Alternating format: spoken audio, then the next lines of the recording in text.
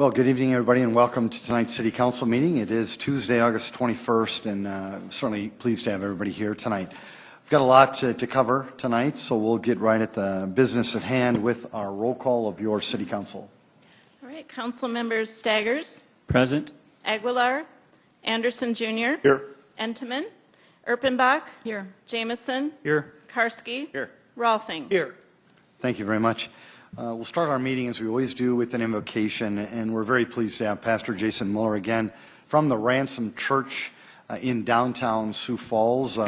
Wanted to make all of Sioux Falls aware that just this Saturday, the Ransom Church put on a program called The Closet, and they were able to provide needy clothing for families in town. Almost 400 to 500 people benefited from this program called The Closet. And so we're very, very pleased, of course, with the stewardship of the Ransom Church. But we are going to have Pastor Jason lead us in prayer. And then if you would remain standing for our Pledge of Allegiance, we'd appreciate it. Pastor Jason.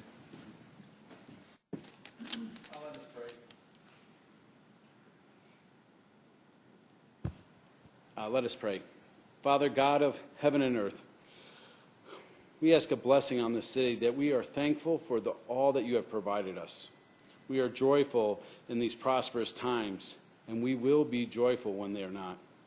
Father, we seek your wisdom and knowledge for today's meeting as we prepare to serve the city. We pray for Mayor Mike, Kermit, Sue, Michelle, Kenny, Jim, Greg, Dean, and Rex, and all the city employees as they serve this city so faithfully. Let us remember the poor, Father, that I ask a blessing on each person in this city, that you would provide a special comfort to those who have much as well as those who do not. We pray all of this in your Son's name. Amen. Amen.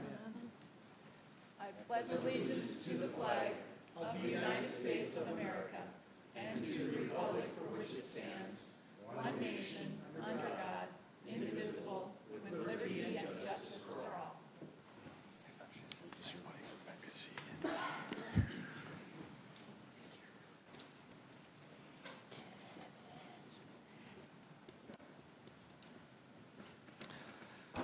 We'll now move on to tonight's consent agenda. Council, any changes or motions? Move to approve. Erpenbach. Second. Jameson. Councilor Bucks made a motion to approve our consent agenda, seconded by Councilor Jameson. If there is no discussion, a roll call vote, please. Okay, Council members Staggers. Yes. Anderson Jr. Yes. Erpenbach. Yes. Jameson. Yes. Karski. Yes. Rolfing. Yes. That has passed 6-0. Thank you. Now move on to our regular agenda. Council, any changes to the regular agenda? Mayor? Yes. Councilor Anderson Jr.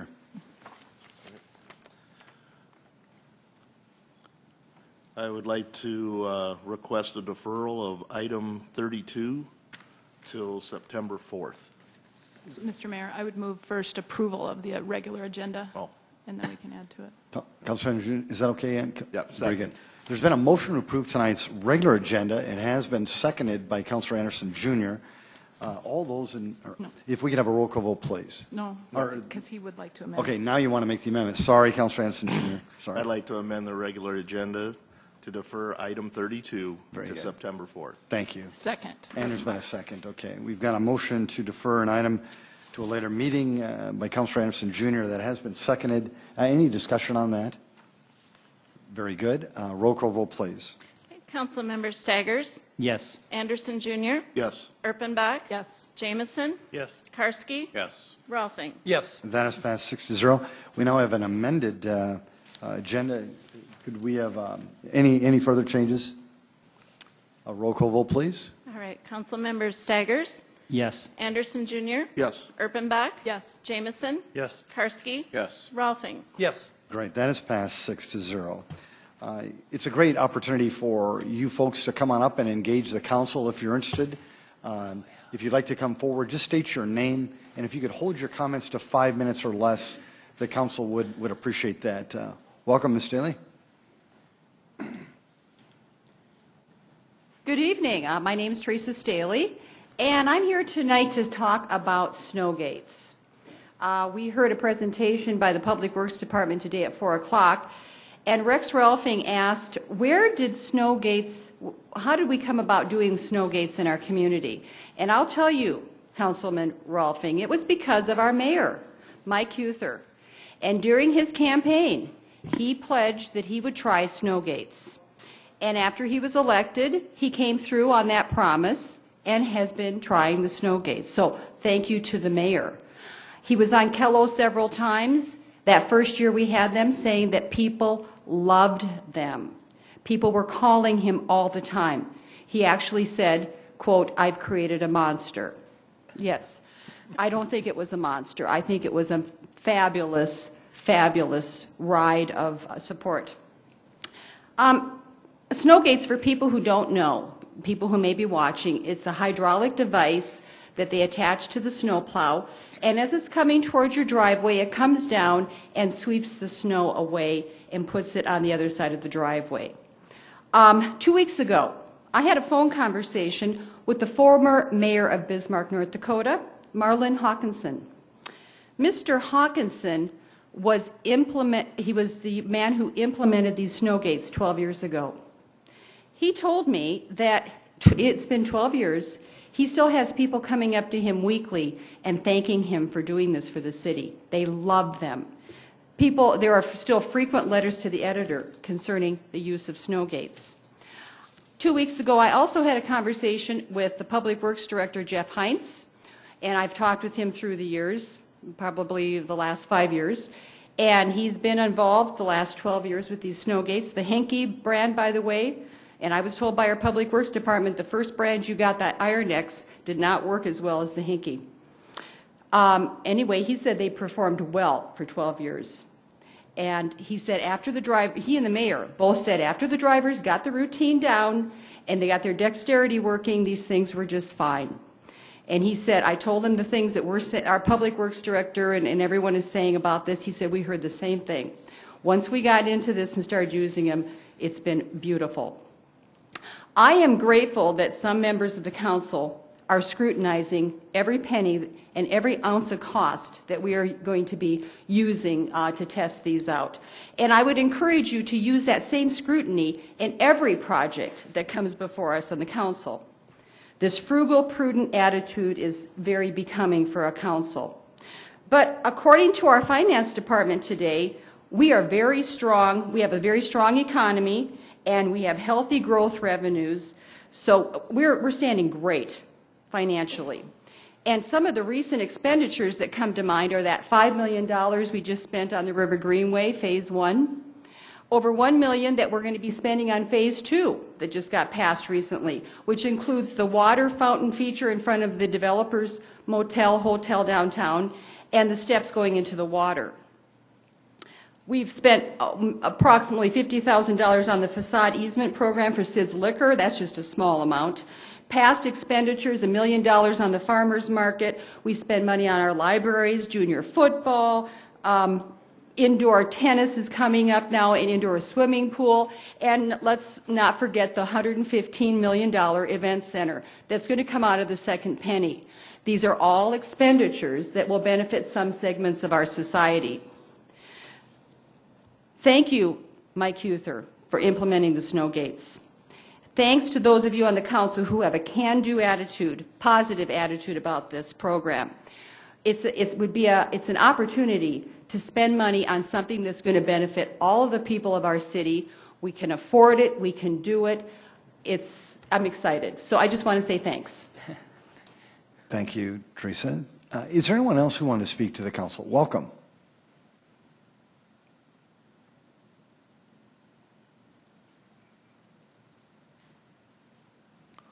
Sir, if you could just introduce yourself to the people of Sioux Falls.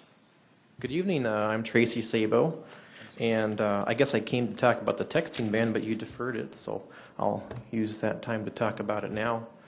I guess I would like to encourage the council to vote against this texting while driving ban. I have some real philosophical problems with it, but before I get to that, your own statistics that I saw 2 weeks ago aren't even conclusive. And they didn't cite all of the statistics. There was actually the Highway Data Loss Institute which is an affiliate of the Insurance Institute for Highway Safety, actually found that 3 out of 4 states that enacted a texting ban actually saw accidents increase after the ban went into effect. Now, this sounds strange to some people that maybe don't see some of the consequences, but there's 2 main issues as to why. The first thing is basic logic. You learn this in Logic 101 if you go to college. Correlation does not prove causation. Just because somebody happened to get into an accident while they were texting does not prove that the texting is what caused the accident. It doesn't even prove that texting was an aggravating factor. And then the other reason why, your statistics are inconclusive or even perhaps problematic is that bans create black markets. People are going to do what they're going to do. And you can't just wave some magic words and make a law and expect things to change. Kenny Anderson said 2 weeks ago that for every person that complies voluntarily with this texting ban makes the streets safer. But everybody that doesn't comply with this texting ban and texts below the window so that cops can't see them is going to make the roads less safe. And that's just a reality. You guys already said that there's no way to really enforce this, but and the other thing that really bothers me is that this is a prelude to even more restrictions. 5 of 8 of the council members actually supported full bans on any electronic device at all, and I don't think that's appropriate. But the more philosophical issue that I have with this is that you're basically punishing people for doing something that you're punishing people for doing something that may lead to a crime or an accident in the future. I don't think that we should be punishing people for things that they haven't done yet. There's all sorts of things that can lead to higher risk of accidents while driving. I think everybody here would probably agree that if you're tired, you're more likely to get into an accident too. Are we going to start requiring blood tests to determine how much melatonin is in our blood before we get into a car? Are we going to start requiring parents to not allow to have kids in the back seat because that causes distraction? Where does this end? And I guess that's kind of where I'm at. We already have distracted driving laws on the books. If somebody's driving reckless, that itself is a crime. We don't need more regulations and more controls on our citizens. Mr. Sable, thank you very much. You're welcome. Is there anyone else in the audience who wanted to speak to come on forward? Mr. Stingo, welcome. Tim Stanga. I was going to talk about the texting too, and I got the same thing that he has brought up is, I know the police officers don't like it because they're not going to be able to tell the difference between a telephone call and a text. If you're going to ban it, you got to ban the whole thing, and try to get the public to stand behind that is going to be hardly going to be able to do that. And I had some people that I've talked to over the week. They asked me why, when department heads get up here and they're asked a question, they can't answer it straight. And I just want to let the department heads know that people are watching. They understand when you dance around a question and don't want to answer it. And they just want the question answered truthfully and then move on. On the naming rights, I look at the city council on dropping the ball on the negotiations of the naming rights. I believe that one person from the city council should have been on that committee from the naming rights. And I also believe that the city did not want anybody from the city council involved in the naming rights. So I'm hoping that next time this comes up, that the city council steps up and takes appropriate action to where they can make sure that there will be somebody on the city council that is going to represent the city and the citizens of Sioux Falls. A lot of people look at all these indoor facilities we're going to build, the downtown projects. They just want to know how many more campaign promises are out there. Because what a lot of citizens would like to do is just put a big dome over Sioux Falls so everybody can enjoy every sport out there, and it's under the roof, and they can do whatever they want to do so everybody can enjoy, not just a few. So there's a lot of people out there that are opposing some of these facilities. And I think you're going to hear a lot more from it later on. Thanks. Thank you, Mr. Stinga. Folks, anybody else want to speak to the council before we move on with tonight's meeting? Well, very good. Thank you very much. I know the council appreciates all your comments. We'll now move on to item number 23. 23 is transfer of a 2011-12 retail wine license from Tokyo Sushi and Hibachi LLC, Tokyo Sushi and Hibachi, 3202 East 10th Street, to B&S Japanese Steakhouse LLC, Tokyo Sushi and Hibachi, 3202 East 10th Street, full-service restaurant, conditional use permit not required. 24 is transfer of a 2011-12 retail malt beverage license from Tokyo Sushi and Hibachi LLC, Tokyo Sushi and Hibachi, 3202 East 10th Street, to B&S Japanese Steakhouse LLC, Tokyo Sushi and Hibachi, 3202 East 10th Street, full-service restaurant, conditional use permit not required. 25 is renewal of the 2012-13 retail malt beverage license for B&S Japanese Steakhouse LLC, Tokyo Sushi and Hibachi, 3202 East 10th Street, full-service restaurant, CUP not required. Item 26, new 2012 retail wine license for Olive Destination, Inc., Olive Destination to be operated at 5023 South Louise Avenue, with a special use permit being approved on July 18, 2012. 27 is a special one-day liquor license for Southeastern Behavioral Health Care to be operated at the Avera Prairie Center, 1000 East 23rd Street for the Festival of Trees on November 16, 2012. 28, special one-day beer and special one-day wine licenses for Avera McKinnon Foundation to be operated at Perspective, 196 East 6th Street for the Paint the Night Pink fundraiser on October 19, 2012. Item 29, special one-day liquor license for Hy-Vee, Inc., all occasions by Hy-Vee, to be operated at the Point is to Serve Church, 506 North Kiwanis Avenue, for a wedding on September 29, 2012. And item 30, special one-day liquor licenses for Hy-Vee, Inc., all occasions by Hy-Vee, to be operated at the Great Plains Zoo and Delbridge Museum, 805 South Kiwanis Avenue, for weddings on June 1 and September 28, 2013. Thank you, Lori. Good evening, Jamie Palmer, licensing specialist. Items 23, 24, and 25, as you can see, are kind of tied in one. It was my last renewal left. When they came in for the renewal, it was discovered that there was a change of ownership, so that's why it got a little delayed with the transfer paperwork that needed to be done. 26 is a request to add retail wine. Olive Destination is a specialized store that they specialize in a variety of olive oils and balsamic vinegars, and she'd like to add bottled wine to her list, what's available to her customers. And the remaining 4 that I'm asking you to approve tonight are special one-days for various events in the city.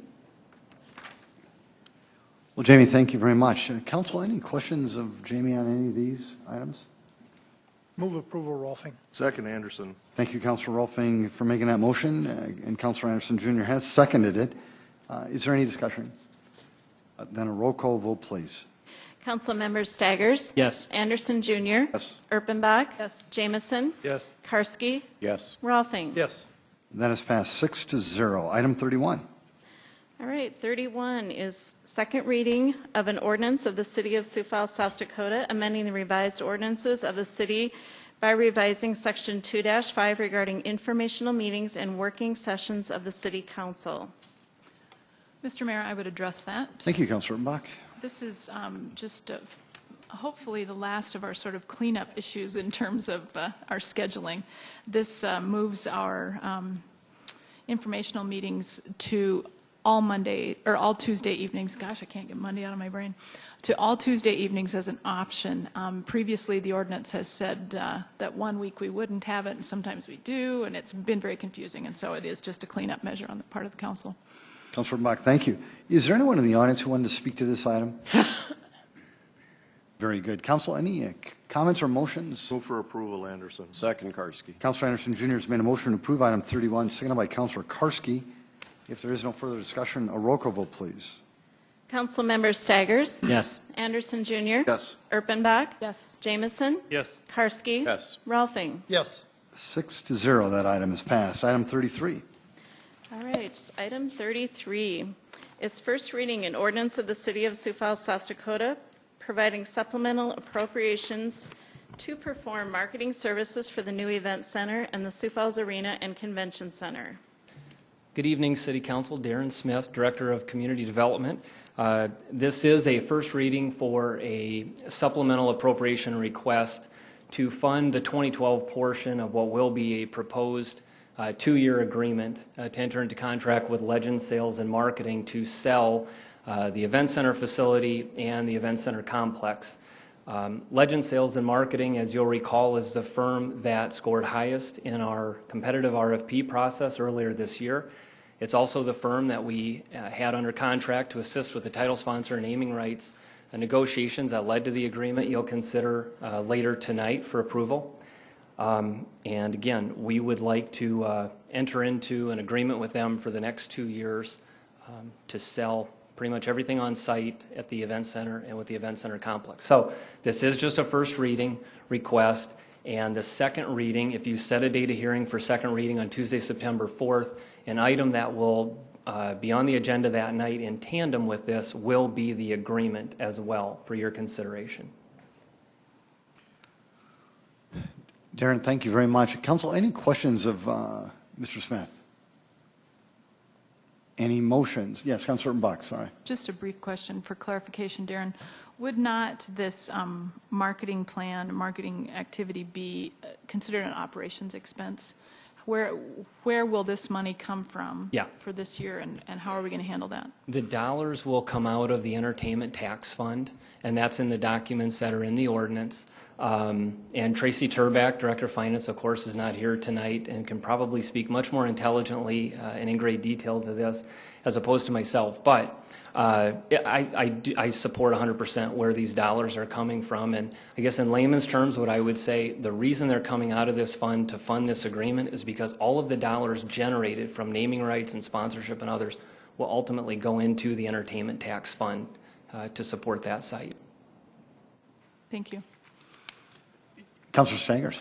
Yes, Darren, this is $45,000 for this year. That's correct. Now, next year, 2013, are we going to be asked to contribute $145,000? You currently have that request in front of you in the 2013 budget. Those dollars are in the 2013 budget, but we'd like to get them under contract beginning October 1st. So it'll be for 3 months this year, and then a full year next year, and then potentially in 2014 as well. So once again, this contract, it is for about $180,000 total, is it?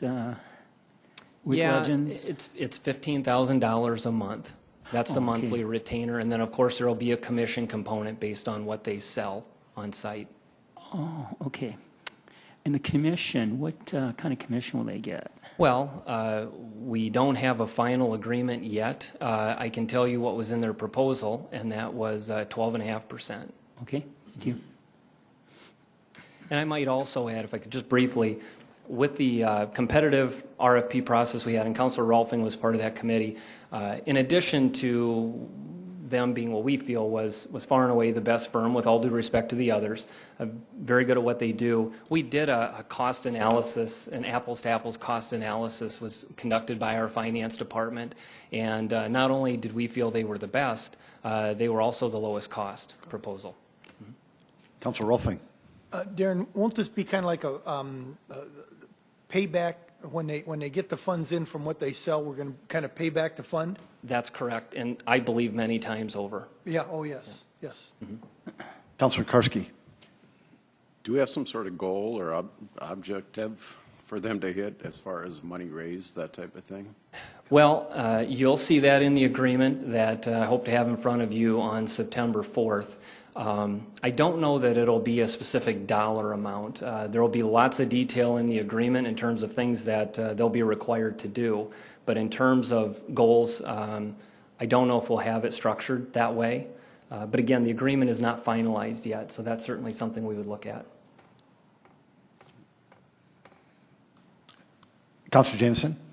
Darren, you said that the funds would be returned to the entertainment tax fund.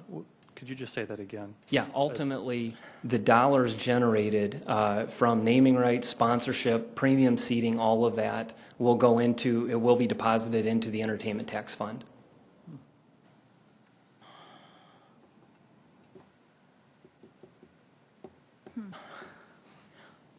Councilor Stegers? Yeah.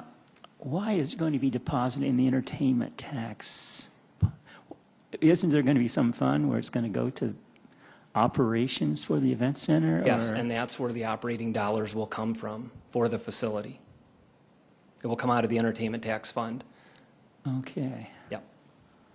Thank you. Yeah. Mayor? Yes, Councilor Anderson Jr. Darren, since we're moving forward so fast on this, I'm going to come back to an issue that we've been trying to resolve since the beginning of the year, and that's the naming rights ordinance. What's your plans for that, coming back to the committee and the city council to complete that ordinance? Yeah. Councilor, as you know, we're working on that right now, and I'm working actually very closely with Jim David and City Attorney Fifely. If I had to speculate when that would be in front of the council for or a committee for approval to move forward, I certainly feel like it'll be accomplished this year. But as it makes its way through the council process, I also would certainly see it as being most likely another 2 to 3 months, because again, as you know, we want to reach out to any management companies currently managing public facilities and how they would be impacted by that potentially, and talk to them. Yep. Thank you. Well, Council, great questions. I don't know if anybody would be willing to set a date of hearing and second reading for Tuesday, September 4th at 7 p.m. for item 33. So moved. Second, Rolfing. Councilor Jameson's made that motion and was seconded by Councilor Rolfing. Is there any further discussion? Very good. A roll call vote, please. Okay, Council Members Staggers? Yes. Anderson Jr.? Yes. Erpenbach? Yes. Jameson? Yes. Karski? Yes. Rolfing? Yes. Thank you. That has passed 6-0. Item 34. First reading, an ordinance of the City of Sioux Falls, South Dakota, rezoning property at 18th Street and 22nd Street between Menlo Avenue and Prairie Avenue from the RS2 and RD residential districts to the Sanford USD Medical Center Plan Development District, petition number 2012-0617, and amending the official zoning map of the City of Sioux Falls. Planning Commission recommends approval. Good evening. I'm Mike Cooper, Planning and Building Services, going solo tonight.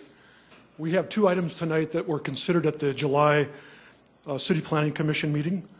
The first item is a petition by Sanford USD Medical Center requesting rezoning of property to expand their campus towards the east, and that campus expansion would be for future parking as well as for medical office buildings. The proposed rezoning encompasses an area of approximately 8 acres in size, and it would extend east towards Prairie Avenue and then between 18th and 22nd Streets. And on the exhibit that we have on the screen, on the left-hand side is the current zoning of the area being proposed, which is single-family residential, medium-density residential, as well as the Menlo Park, which is the square block in the middle. And then on the right side is the exhibit that shows the proposed rezoning to the planned development designation. One of the things that I'll mention too on the items of information is that when Sanford typically brings these, or Avira in both cases, what we've done in the past is that we've tried to square off the boundaries of these zoning districts. And typically, within that process, there are properties that are not currently or even proposed to be owned by the the hospitals. So what this exhibit shows is that within the proposed rezoning, there are 12 properties not currently owned by Sanford. And so what we do is we reach out to those property owners and we give them the choice to be included in the rezoning or to be excluded. And so we make it very clear that they do have the choice. But as we've said in the past, a residential property owner that's included within the rezoning, it does not change the use today or the potential future use of their property for residential purposes. As of tonight, we have 12 of those non-Sanford-owned properties that have said that they are not opposed to being included within the rezoning. At second reading, we will confirm that again with the City Council. So the discussion that we had at the Planning Commission was somewhat lively. It actually included property owners from outside of the rezoning area. And we continue to get questions about which direction the hospital campus like this is going. Historically, we've worked with Sanford, and before that, Sioux Valley, to go to the north and to the south, to the north of 18th Street and then south towards 22nd Street when they acquired some of that property a few years ago. But as we're looking with the need of those medical facilities for the future, the next logical location to expand would be to the east. They've already gone east of Grange Avenue with some of their facilities. And so this is just another progression of how that next phase of growth would happen. Menlo Park, which is in the middle, is not included as part of the rezoning. And in the future, we've indicated that we would like to have discussions with the hospital, with our Public Works Department, and with our Parks and Recreation Department about what the future of that will be, as well as with the neighborhood surrounding the park itself. So at this point, the proposed rezoning that does include those non-Sanford-owned residences, they are currently, as we know it today, voluntarily agreeing to be part of this rezoning. So that's where I'll end with the recommendation for tonight. And this is a first reading, obviously. Mike, thank you very much. Council, any questions of Mitch Cooper? Very good. Would anybody want to set a date of hearing and second reading for Tuesday, September 4th at 7 p.m. for this item? So moved, Karski. Second, Erpenbach. Councilor Karski's made that motion, seconded by Councilor Erpenbach. If there is no discussion, a roll call vote, please. Council members Staggers? Yes. Anderson Jr.? Yes. Erpenbach? Yes. Jameson? Yes. Karski? Yes. Rolfing? Yes. Thank you. That is passed 6-0. Item 35. Okay, item 35 is first reading an ordinance of the City of Sioux Falls, South Dakota, a major amendment, petition number 2012-0708 to Chapter 1545070, Planned Development Districts at West 58th Street and South Rolling Green Avenue, allowing changes in land use as reflected in the revised sub-area regulations, and amending the official zoning map of the City of Sioux Falls. Planning Commission recommends approval. This is a petition by Peter Gower, G-O-W-E-R Corporation, the current owner of this development area. This is what we call the PANA addition. When this development was originally approved, which is for general purposes, it's located in between West 57th Street, Interstate 229 to the south, and then east of Solberg Avenue. When this was originally approved for development, it was going to be kind of a traditional office park area. And over the years, the market has changed with time. And so on the north side of 58th Street, we've seen development, including multifamily residential. The developers are now requesting that another portion of that original office park be amended from office to multifamily residential. And the area that's being proposed for amendment is approximately a 9-acre tract, which is shown again up on the screen. So on the left-hand side, the exhibit shows how the planned development is currently designated for office uses south of 58th Street. And then on the right side, it shows that 9-acre parcel would be changed from office to multifamily residential. And at second reading, we will show you a proposal that we just received this week for an actual development on this site, which would be a multifamily project of about 130 units, and we can show you what that will be proposed at second reading. So that's the purpose of the amendment, is simply to go from office to multifamily residential. Thank you, Mike. Council, any questions or motions? Move to approve. Second, Karski. Well, thank you, Councilor Jameson and Councilor Karski. They have they're proposing to set a date of hearing and second reading for Tuesday, September 4th at 7 p.m. for this item. If we could have a roll call vote, please. Councilmember Staggers? Yes. Anderson Jr.? Erpenbach? Yes. Jameson? Yes. Karski? Yes. Ralphing? Yes. Thank you. That is passed 6-0. Item 36. First reading an ordinance of the City of Sioux Falls, South Dakota, amending Article 2 of Chapter 23 and Article 7 of Chapter 26 of the revised ordinances of Sioux Falls, South Dakota. Chief, welcome. Good evening. Doug Barthel, Police Chief. I also have with me this evening Officer Greg Schmidt, one of our crime prevention officers, and Keith Allenstein, Assistant City Attorney. Both of them were instrumental in helping put this proposal together. The proposal we have before you would be a change in the city ordinance to, in a nutshell, basically reduce the number of false alarms that our department responds to. In addition to that, it's also going to put some restrictions and requirements on alarm companies so that they have a standard to meet, so that we don't end up with some fly-by-night alarm companies, which we've certainly experienced in the past, some of which are reputable and many of which are not. So just to give you a little history on our alarms, currently we average over 2,000 alarm calls a year with our department, and of those, about 1% are valid. Last year we had just under 2,000 and 18 of them were valid alarms. So far this year we're on track to have probably close to about 2,400 alarm calls for the year, and again we're running at about 1% of them being valid. When an officer responds to an alarm call, we always send at least 2 officers. Everyone is treated as a legitimate alarm, and of course, that ties up time. We're probably spending on average about an hour per alarm call when you take into account the response time, the amount of time the officer spends there, plus the time that they spend waiting for management to respond. Sometimes they do, sometimes they don't. There are times where it's difficult to get a hold of management. All of those things are addressed in this ordinance. It's a lengthy ordinance. I won't go through it in detail, but certainly would answer any questions that you might have. We have met in the past with alarm companies when we originally brought this proposal forward, which right now we're running over 100 different alarm companies in town.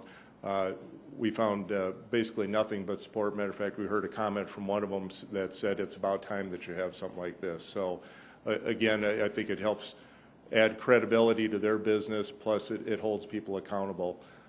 When you look at other cities around the state and around the country, we're actually in the minority that don't have an ordinance like this.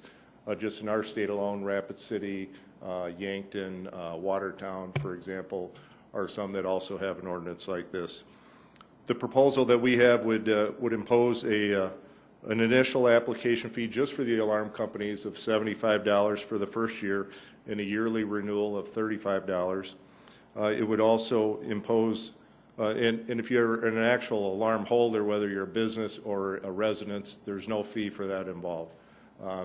Now, if we end up going to your business or your residence and on an alarm and it's a false activation within a 12-month period for the first offense, there's no charge for that. If it's a second offense, there'd be a $50 civil penalty. Third offense would be a $100 penalty. And fourth and subsequent would be $200.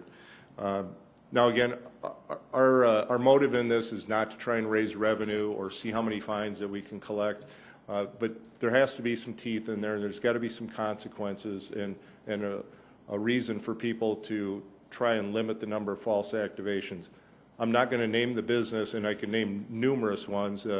Officer Schmidt spends hours every day going through the activations because, again, we're averaging over 5 a day. We have one business in town that so far this year we've been to 21 times.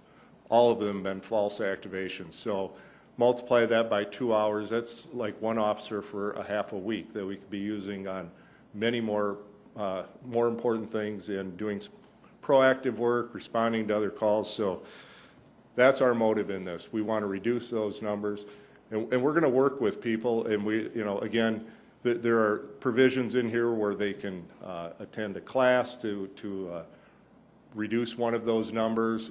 If there's extenuating circumstances, those sort of things, we're certainly going to work with them. It's not a black and white, and every time you have an offense that we're going to look and see how much money we can impose with a civil penalty. But again, our motive is just to try and reduce those numbers. When you look at other cities around the country and where they have had something like this, you see your numbers go drastically. They're reduced.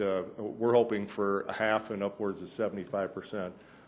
Greg has worked with numerous places where they've had activations, and you reach a point where there's only so much more you can do with them. So without these teeth in there and a way to get them to come into compliance, frankly, we're up against a wall. So with that, certainly would answer any questions that you might have.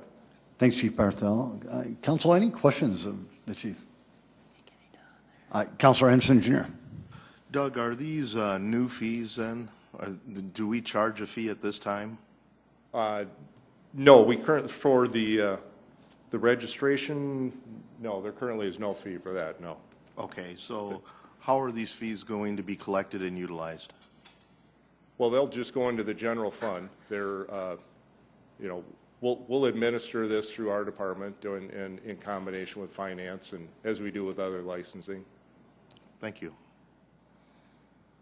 Councilor Sagers? Yeah, Doug, one concern I have is in regard to the licensing, paying an application fee, an annual fee. Now, these alarm installation companies and monitoring companies, are there trying to help you out too in trying to reduce crime. And it seems like we're penalizing them. In fact, if you just take a look at the annual fee, it's $35, and you mentioned there were 2,000 companies that would be affected? No, they're a little over 100. Oh, I'm sorry. Yeah, okay. There's about 2,000 activated. But having said that, it seems like we're penalizing them for trying to, be part of the effort to fight crime. It just doesn't seem the thing to be doing. It's not sending a right message, is what I'm saying. Well, again, we have met with several of the large alarm companies, and it did not get any resistance from them. When you compare us to other company or other cities around, for example, Omaha, they charge $100 for the first year, $50 thereafter. Lincoln charges $100. Rapid City charges $185 for the first year, $135 for every year after. Some of it is there has to be some substance to it and a reason to register, and plus the administrative part of it. So that's all of those things are built. Frankly, it doesn't even come close to covering the amount of time that we'll put into administering this. But once again, the money that's going to be received from this is going to go just in the general fund? I mean, it's not even going into fighting crime. I mean, once again, I just think that's sending a bad message. Councilor Jameson. Chief, I don't think this is going to be a huge revenue source for you. I hope it isn't. I'm actually excited to see what you're going to do with all your free time when you're not chasing these false alarms. And I just only add that I'm not sure that the $75 application fee or the $35 annual fee is a large enough threshold to prevent businesses from starting up. But I think what might be an issue is managing this list, this database. Obviously, I don't know how many businesses have these services, but I think there could become a task for you to keep track of, well, whose alarm just went off. Did we put that in our book? Did we mark them down? That kind of stuff. And I think there's some concern that we are creating more paperwork, but hopefully your annual fee and your application fees will cover the wages of somebody that's going to do that. If I can clarify, actually, we are doing all of that now. Officer Schmidt has literally file cabinets full of, that's what he does every day, goes through the list of all the activations and contacts the owner, checks to see, how many times have we been there, or, are there things that we can do to help prevent that. He's also a crime prevention specialist, so he can go out and work with them and help them develop ways to address that. So he averages 3 to 4 hours a day sometimes working on these. So I'm quite confident that we'll see those numbers go down considerably. And for him, he would welcome seeing this work as opposed to the work that he's doing now, and you definitely would see a reduction. Yes, Councilor Anderson Jr. This is something that went through Public Services, and thank you, Chief, for that response there too. And that's the main thing that we were looking at, is basically having better communication with these alarm services and creating a database that will make it easier when these alarms go off for the police to be able to notify the property owner and get them to their property in a smaller amount of time, because our officers are sitting at this property for maybe up to an hour sometimes before the property owner gets there. And that's what's the problem, is we're utilizing all these forces to sit and watch a building that it's a false alarm. So I will motion to have the second reading of this on September 4th. Second, Erpenbach. Councilor Anderson Jr., thank you very much, and Councilor Erpenbach, thank you for seconding that.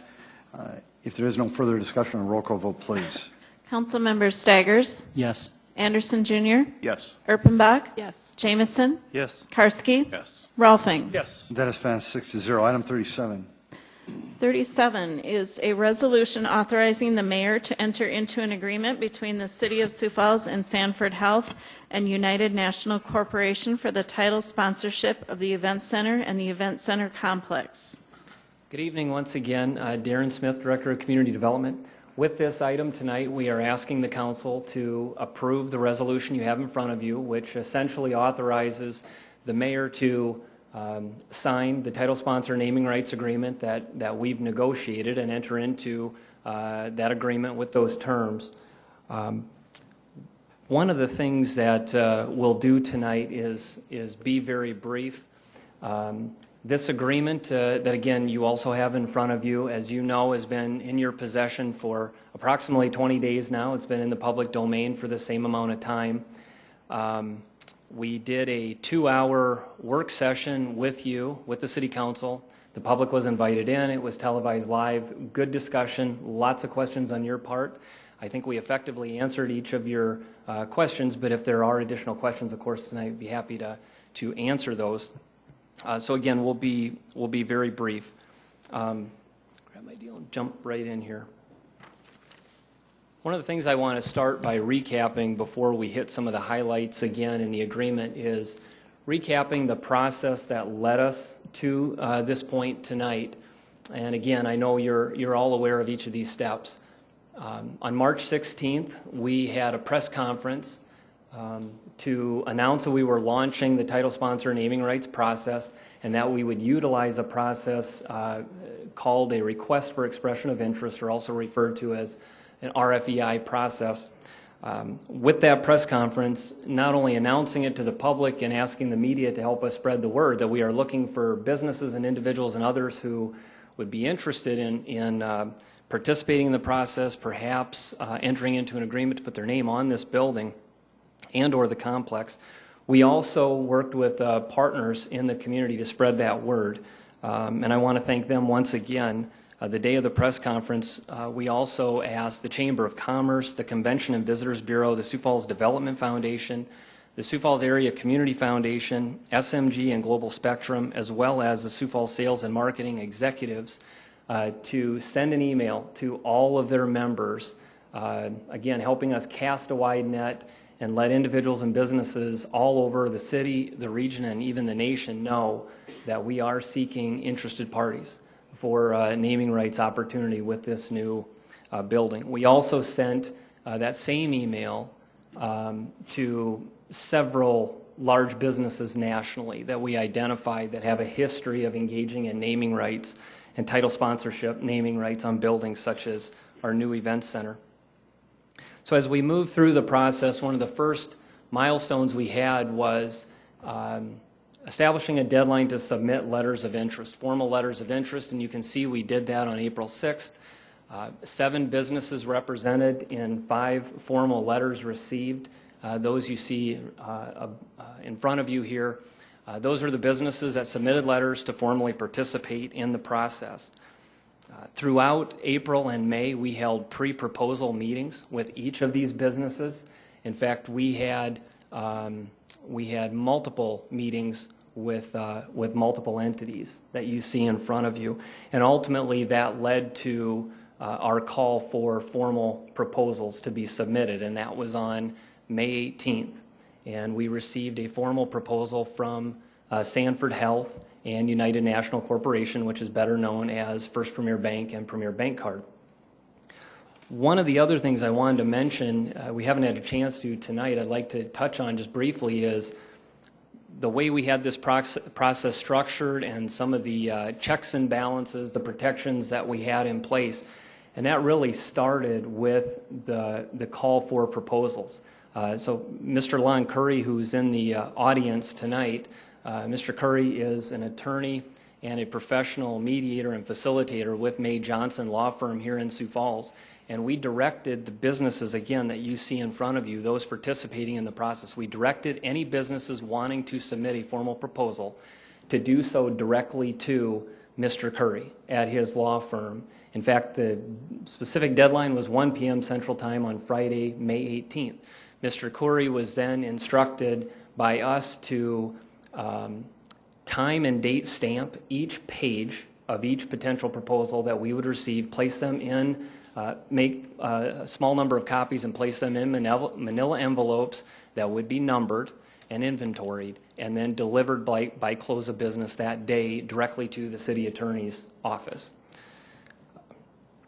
Mr. Curry also, after that, as we reviewed the proposal for the first time from Sanford Health, First Premier Bank, and Premier Bank Card, Mr. Curry assisted us with that process internally, helping to facilitate our meeting in conducting that review and having a good, healthy discussion. And then it became apparent to us it was a proposal that had tremendous value for not only this new event center facility, the entire complex and all the public facilities out there, the City of Sioux Falls, and certainly the citizens and taxpayers. Also at this time, we involved at a much higher level Jim Wiederick, an attorney with Woods Fuller law firm here in town. And Jim, as you know, I know many of you will recognize his name because he's been involved with several of the agreements already to date, and you'll be seeing from him again on future agreements. Mr. Wiederick was tasked primarily with being the chief drafter of what became a 40-page agreement after months of negotiation. And he played a significant role in that. And I'd like to recognize both Jim and Lon, in addition to the others who played a part in this. So from there, very quickly, we moved through really a couple months of intense negotiations throughout the months of June and July. And that led us to the agreement that, again, you have in front of you. And the title sponsors were announced on August 1st. We had a press conference the following day where we made public the entire 40-page agreement and other supporting materials and answered questions on the agreement and so forth. A few days later, we had that 2-hour work session with the City Council that I mentioned earlier that, again, was televised live. The public was invited in, and it was a good dialogue. And ultimately, that led us to tonight. And again, asking for your approval, which we support enthusiastically, to allow the mayor to enter into this agreement. With that, I'm going to turn it over to John Alper, who's with Legend Sales and Marketing, and John is going to touch, again, very briefly on the highlights of the agreement that you're already familiar with. And then we'll ask Dave Knudsen, representing the title sponsors, to come up and speak, and then the public and so forth. So, John?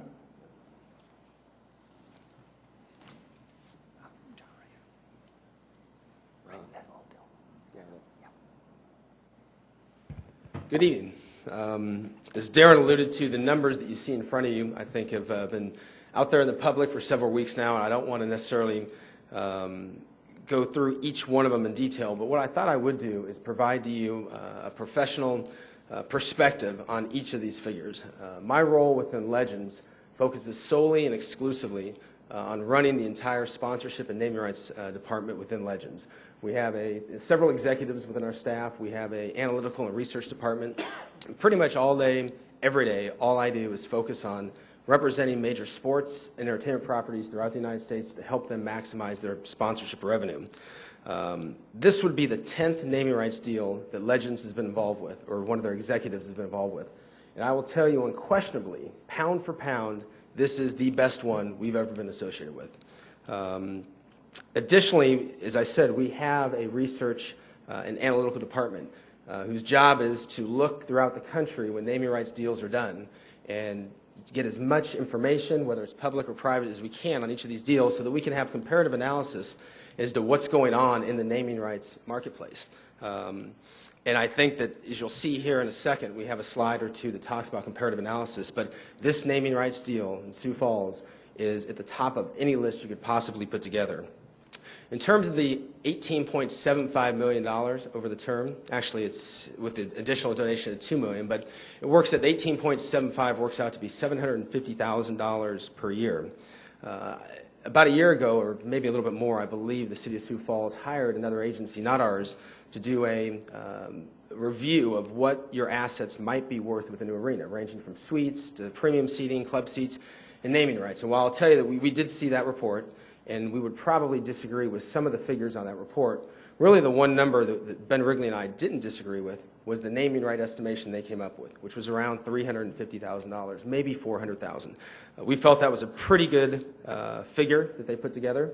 And so when you take a look at what Sioux Falls is receiving in this deal, not only, in my opinion, are they maximizing the marketing value of this of $350,000 to $400,000, but additionally, the naming rights sponsor is, in my opinion, doubling it with a philanthropical donation. Honestly, this deal is going to make my life really difficult the next time I represent a property this size. Because the first thing they're going to do is they're going to look at our comparative analysis and point to the top and say, we want that amount of money. And it's going to be very difficult for us to explain why this is an anomaly. And this doesn't happen all the time. In fact, it rarely happens. One figure that is not on this slide is costs. Whenever you look at a naming rights deal or a sponsorship deal, you got to look at what are your costs associated with such a deal. What is the net figure? And I would tell you that in the majority, if not the vast majority of naming rights deals, normally the venue picks up the costs of the naming rights signage and a variety of other costs. In this case, that's not the case. The client is picking up the signage and a lot of the costs associated with putting their name on the building. I would tell you probably of the 10 deals that we've done, this would probably be the second one where this is the case. So I want you to take a look at this number from a net perspective also. The term, 25 years. I can tell you right now, since the world fell apart 5 years ago economically, I'm not sure there's another 25-year deal out there. Maybe one or two in the NFL or in Major League Sports, but once again, this is unparalleled. Most of these deals that are done right now, companies are not willing to make a 25-year commitment. And so I would really emphasize to you that this is, in that regard also, a fantastic deal. Additionally, if I can keep harping on the strength of this particular naming rights deal, one thing that I'm not sure I've ever seen is where a naming rights partner takes the opportunity and then actually allows a competitor to have presence in that building. In this case, you have that opportunity. I can't tell you if and when we start the sponsorship sales process what that figure will be. It may be zero. But in pretty much most, if not all cases, the maximum number that's going to be is zero because it's not an option. Additionally, I would characterize the categories that they have taken within their respective categories, banking and health services, as being fairly, I don't want to say conservative, but they've given us opportunity. They've excluded the investment banking category. They've excluded the full discount and full service brokerage, insurance. Normally with these type of deals, the naming rights partner is going to wrap up any and all potential category that could ever fall within the realm of what they do. In this case, both within the banking category as well as the health service category, we do have other opportunities that are unlimited within the category.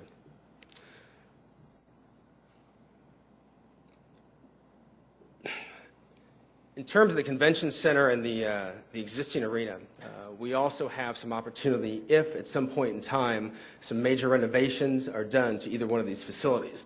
While certainly Sanford and UNC have the right to put their name on both of these buildings, they've communicated to us from start to finish that's not their intention, and they have given us the right to regain those rights if 51% of the facilities are renovated, demolished, or reconstructed, albeit we can't rename them or name them for a competitor in the categories. But nonetheless, I would view this as a very, very favorable term for the city.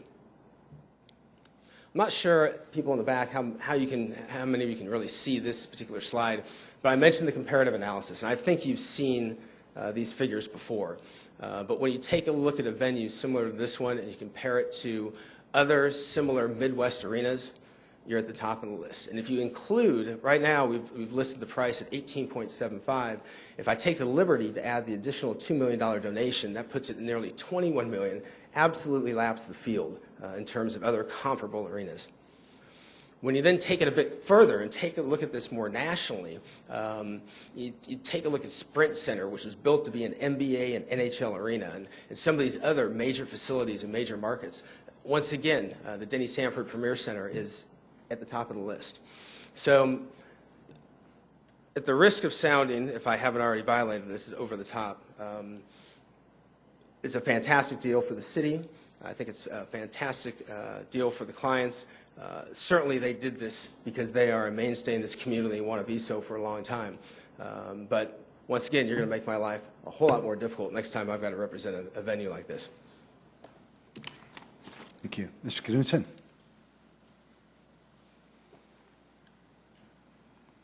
Thank you, Mayor. Dave Knudsen, representing Sanford Health and First Premier and Premier Bank Card. We're really delighted to have been involved in this process to help the city move forward on what I think is the largest public project we've had in our city's history. I sort of worry that my clients or my colleagues at Sanford and Premier will say, what were you doing agreeing to all these things? You were just crazy, because we listened to John tell how much better this is than anything else. But we approached this knowing that we were way above market, that we saw this as part of our community investment obligation as large employers in this town. And we wanted to recognize the 25-year history of Denny Sanford's involvement in philanthropy in Sioux Falls and across South Dakota. We felt particularly good about the contract that we ended up with for the following reasons, some of which track a little bit with John. I mean, we knew these were very high dollars.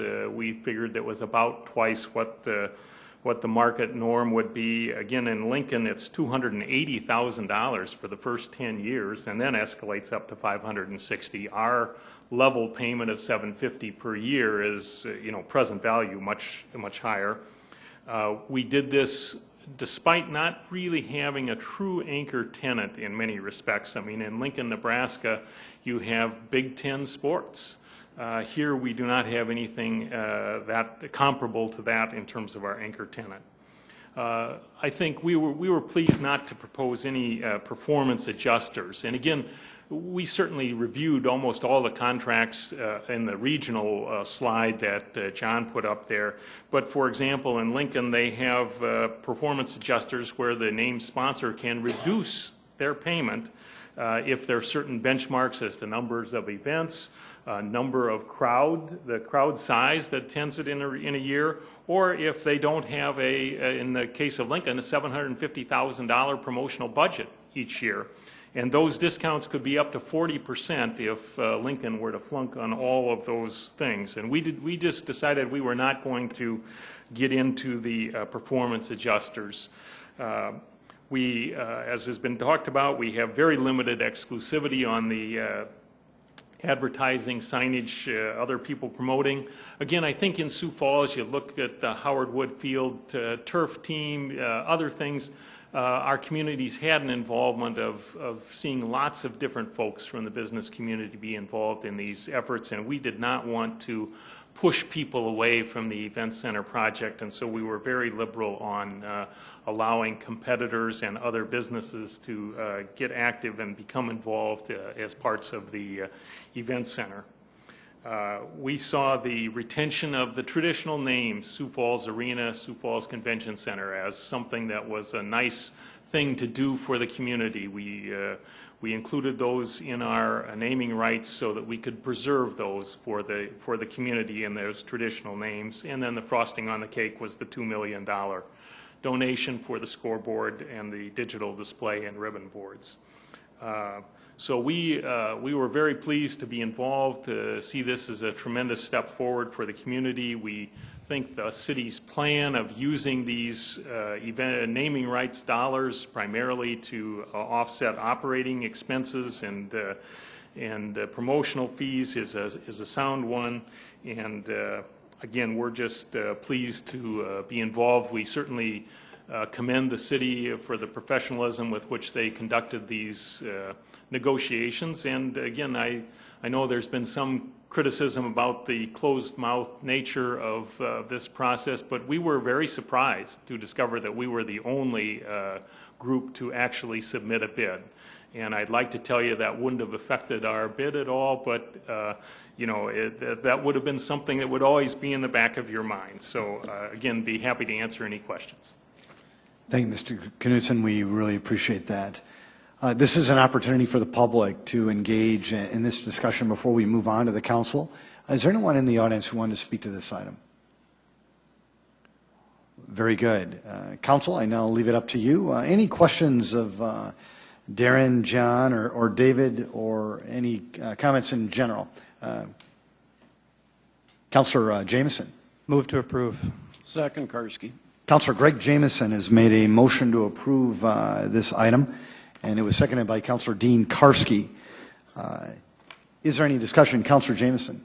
I have a comment or a question, or maybe just a comment, I guess it is, for Darren Smith. Darren, 6 months ago you stood here and you told us that you could do this, you could raise a bunch of money for the city. And I'd have to admit that I sat here and probably didn't believe you. You proved me wrong. And today I want to say, job well done. Thank you. And Mayor, if you could, you should cut this guy loose and let him go get all the other naming rights. You got a good guy here. He's doing a good job. Thank you. Thank you. If there are no other comments, we will have a roll call vote of potentially the largest naming rights deal in U.S. history. For a town this size. Roll call vote, please. All right, Councilmember Staggers? Yes. Anderson Jr.? Yes. Erpenbach? Yes. Jamieson? Yes. Karski? Yes. Rolfing? Yes. I am very pleased to announce to the people of Sioux Falls and the taxpayers of this city that this Sioux Falls City Council has unanimously passed this with a vote of 6-0. And also on behalf of the city of Sioux Falls, the state of South Dakota, this region, I also want to commend Darren Smith for his leadership, all the other parties that were involved in this, from the outside legal help that we hired, Karen Leonard of our legal team, Dave Fifley of our legal team, so many others that were involved within this. Certainly, John, I commend you for your efforts in Legends. We set high expectations here in this town, and you can never exceed them. You can never, I mean, just because we always shoot for higher, the expectations are high. on the next phase as well, John, so we wish you the very, very best. And David, if you could please relay our thanks to everyone at Premier Bankcard, First Premier Bank, Sanford Health, for their continued stewardship. I would certainly appreciate that, and again, on behalf of the City Council. This is a council that cares. It's a council that digs. Also, very, very high expectations. And I commend you for your leadership. I commend you for your challenges. We always don't agree, but in the end, Sioux Falls wins because of your stewardship, and that should be recognized. With that in mind, Council, is there any new business or any other high expectations you want to set tonight? Move to adjourn. Thank you, Councilor Erpenbach.